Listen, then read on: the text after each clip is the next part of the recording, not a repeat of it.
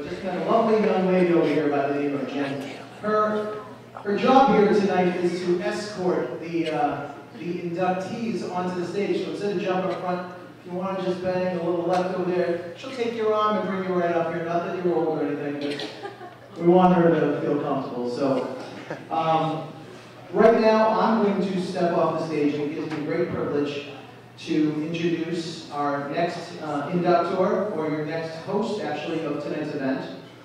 He's been employed by World Wrestling Entertainment since 1975, making him the longest tenured employee in WWE. He's been ring announcing since 1977, therefore he is my idol. He was inducted into the World Wrestling Entertainment Hall of Fame, class of 2009, and we all just saw him on Legends House. Ladies and gentlemen, it gives me great pleasure to introduce to you the one and only Mr. Howard Finkel.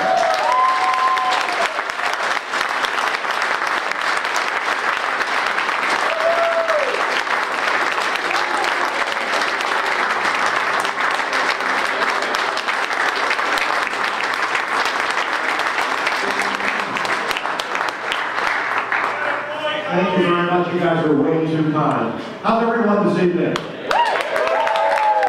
How about the back? How's everybody back there?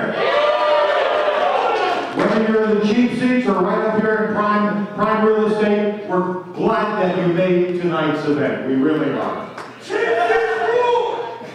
Whatever. It's indeed my honor and my pleasure for the third consecutive year to be a part of this stellar event. I salute everyone who has been inducted thus far this evening. A lot of Connecticut troops, that's where I'm from, so I have to give props just out of respect to the Nutmeg State. And we also have, I have the honor this evening to induct some of the people that I have been associated with through the years in my great industry. It's been a great ride for me, but enough of me. Let's move along here, and I have the pleasure now of inducting an individual who was a very colorful man in his profession, and I'm talking about Matt Osborne, professionally known as Mathew.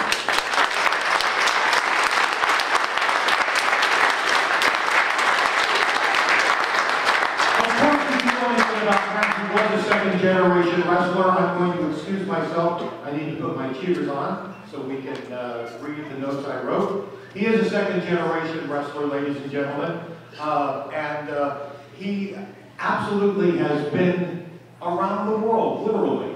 You name it, he was there. One of the things that I remember vividly about Matt, of course, he was a mainstay in Portland, Oregon for Don Owen. He was a top star there. Of course, his dad, Tony Borne, was also a top star in that territory, and that's where Matt carved his niche.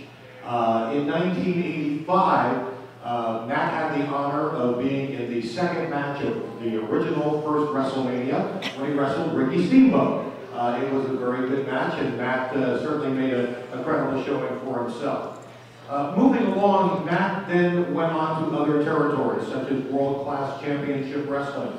He also went to World Championship Wrestling. So Dallas, it was Atlanta. And in Atlanta, he had another persona by the name of Big Josh. And this lumberjack of a man was another individual who gave credible performances night in and night out for his character. But I would suggest that Matt's biggest break came in 1993. With the advent of Monday Night Raw, Matt found his way back into WWF at that time, and he put a little face paint on. He put a red nose on, and he was the original Doink the Clown.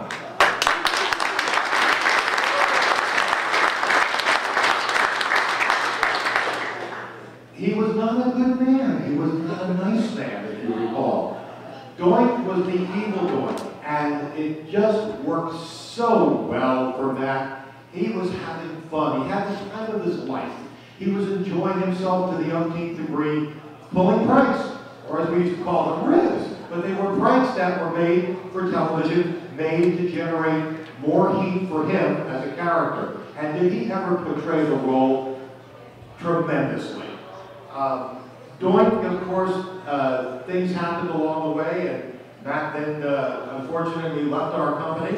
And then he, from 1994 until recently 2013, he went into some retirement. He worked occasionally, did conventions, and unfortunately, 1 year ago, Matt was here at the convention, and I recall seeing him in the hallway, and he said to me, "Howard, it's great to see you. I don't see you that often. I love you."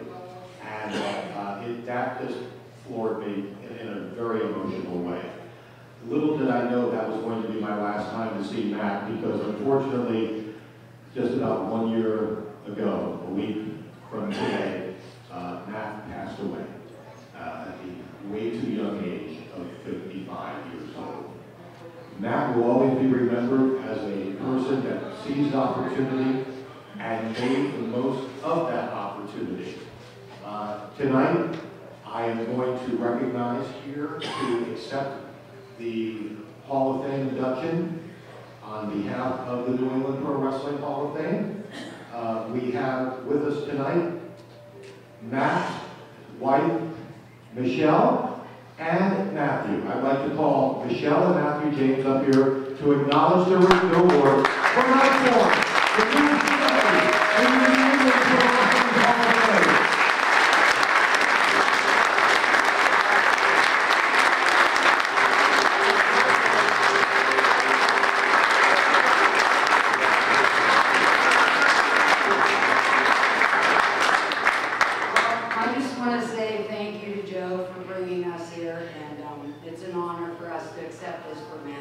He was a good worker, he loved this business, and he was good at it. And he's going to be very well missed. But me and his kids both are honored to accept this